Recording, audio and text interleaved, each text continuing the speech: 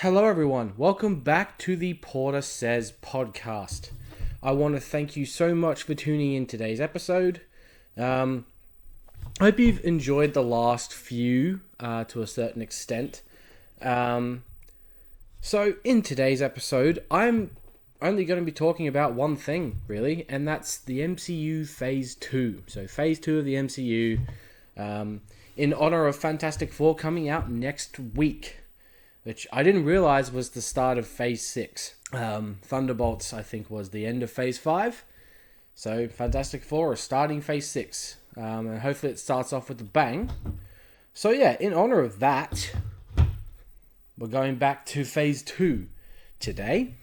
So, I hope you're ready to hear my opinions.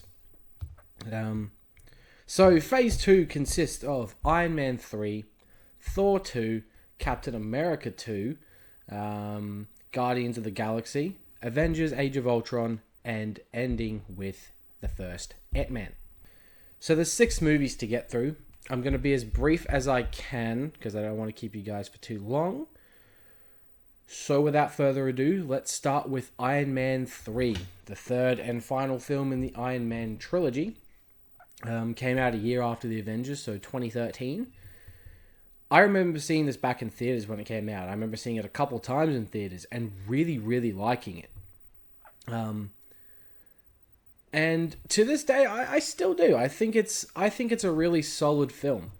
I do understand the problems that people have with it, like the twist with the Mandarin, and it wasn't exactly who they wanted it to be because the trailers and all that were saying that even the movie itself obviously was teasing Ben Kingsley as the Mandarin, and it turned out just to be, an actor.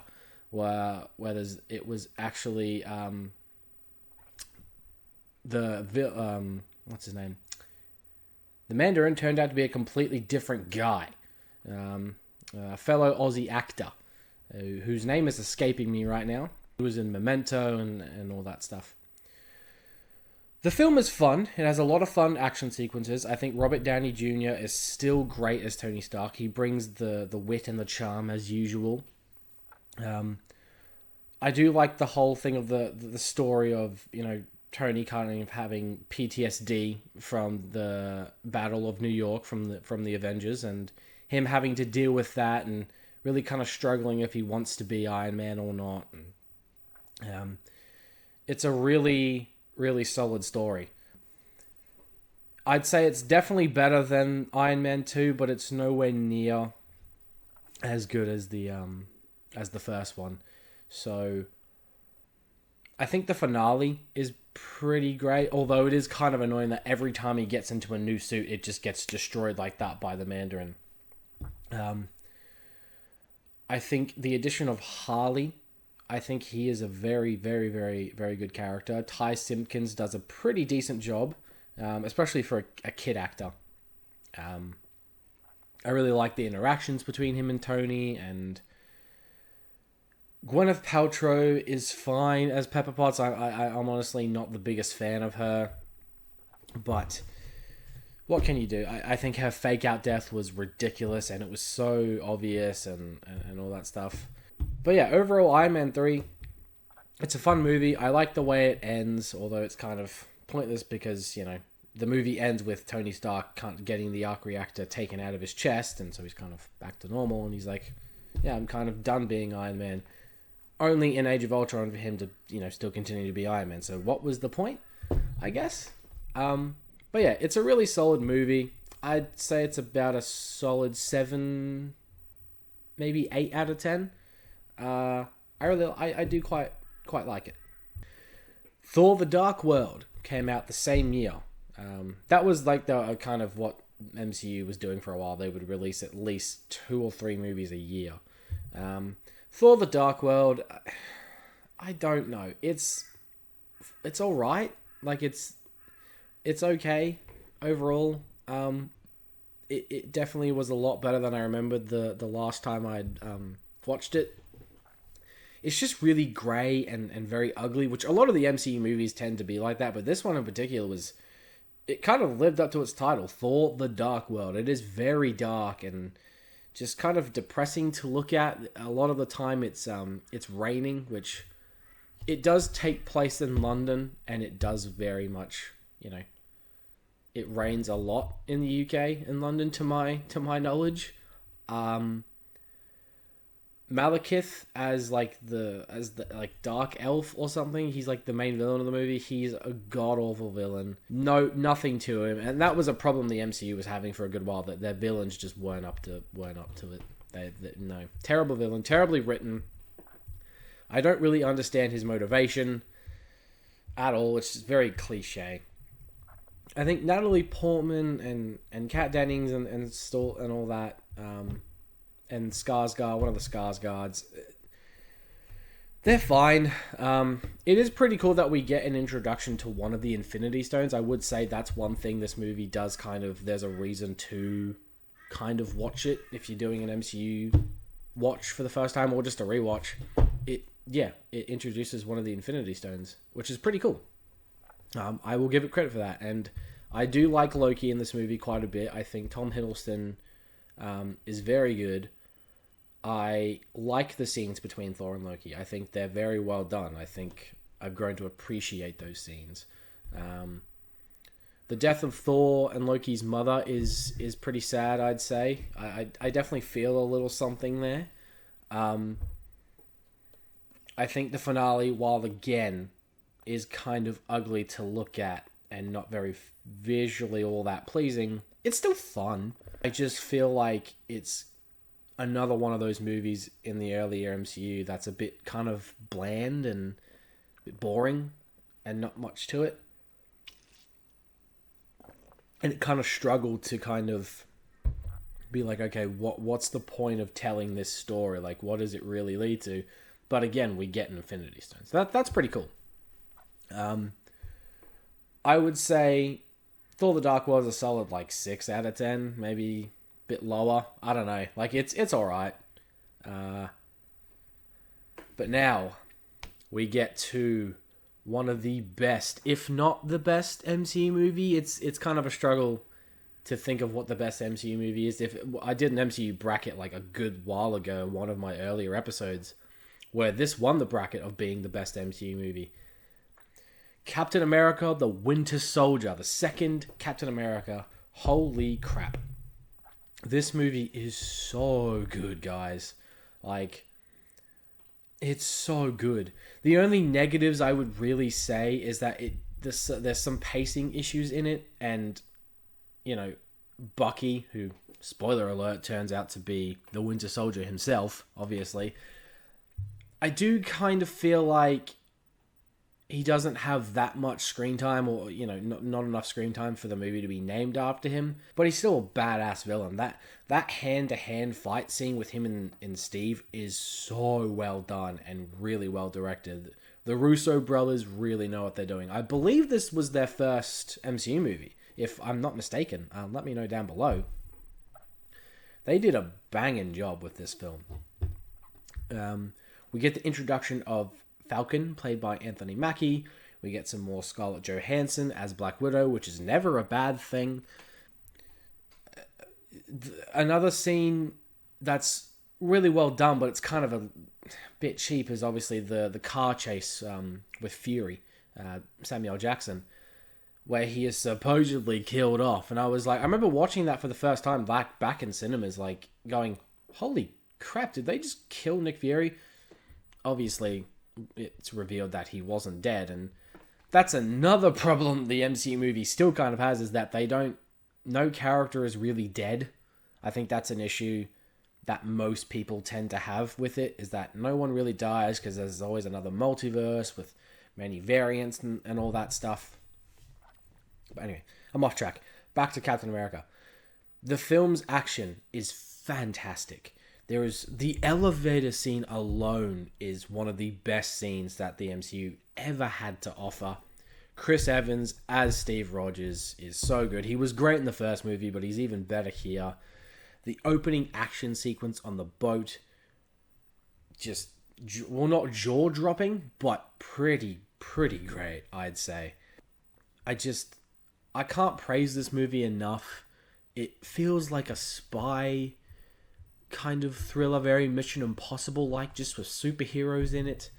I really like the finale to it with, Bucky and Captain America fighting. Like, he's like, oh, I'm with you till the end of the line, finish it if you have to. The scene between him and Peggy, like old Peggy, since he was trapped in the ice for so long, that scene breaks my heart. Like, when she finally remembers that it's him, and he's just like, I couldn't leave my best girl.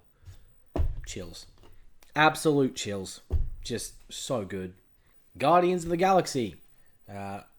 Second movie that came out in 2014. Again, they would release 2 or 3 a year. I remember, again, going to see this thinking, what is this? I don't know who the Guardians are. No one ever really knew who they were. Who's James Gunn? I've been obsessed with this movie for years. I saw it twice, and I had so much fun with this film. The soundtrack is great. The characters are great and really well developed. They bring in all these new characters, like the Guardians themselves, and you get attached to them within 45 minutes of screen time.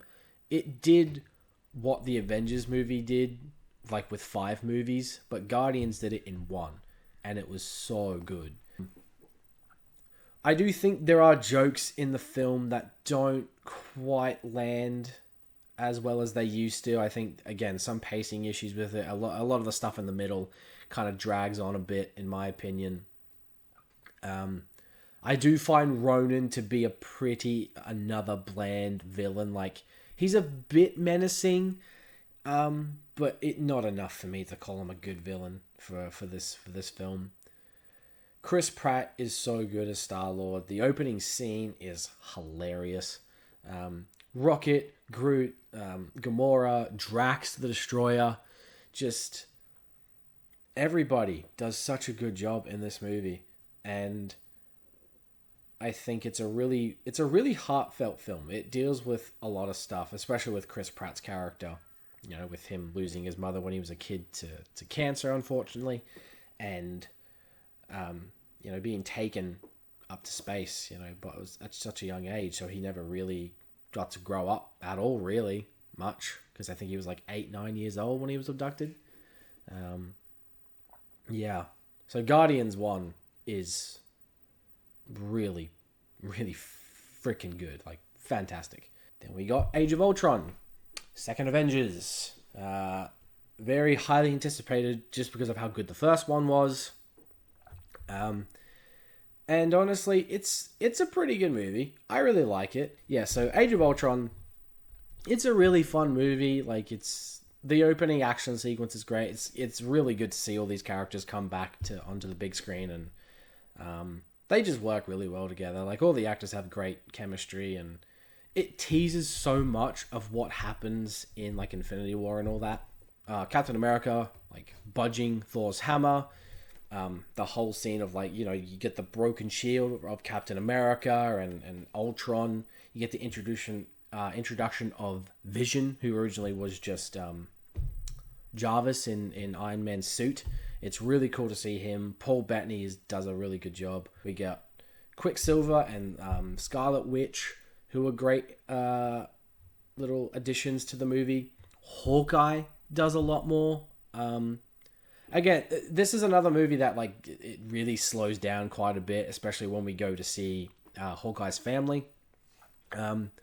Ultron as a villain, I like him. And he's menacing enough, but I just feel like they could have done so much more with him. So I would give this movie an 8 out of 10. Very, like, straight 8 out of 10. Really good movie. And the last one is Antman. I think, in my opinion, Antman is the most underrated film in this. One of the most underrated movies in the MCU. It's so fun. It's a heist movie. It's so good. Paul Rudd is hilarious in this movie.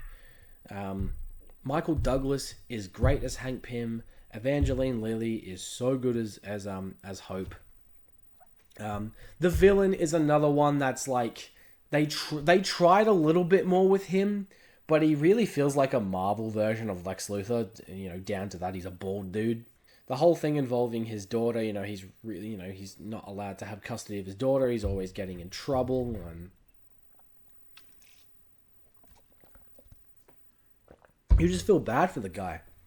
You really feel bad for Scott Lang. So, and the finale in the bedroom of his daughter is hilarious. So funny with like Thomas the Tank Engine coming, and then you just see it go like that. It's all very well done. I really like Antman. I think it's a great MCU film. It's one of the better ones in my opinion. And it's so underrated. I would give this like a 9 out of 10. I hope you enjoyed this. That's going to conclude today's episode of the Porter Says podcast. I hope you consider like, sharing, subscribing. Check out all my links down below. My next one will most likely be Fantastic Four, so look forward to that. And I'll catch you guys next time.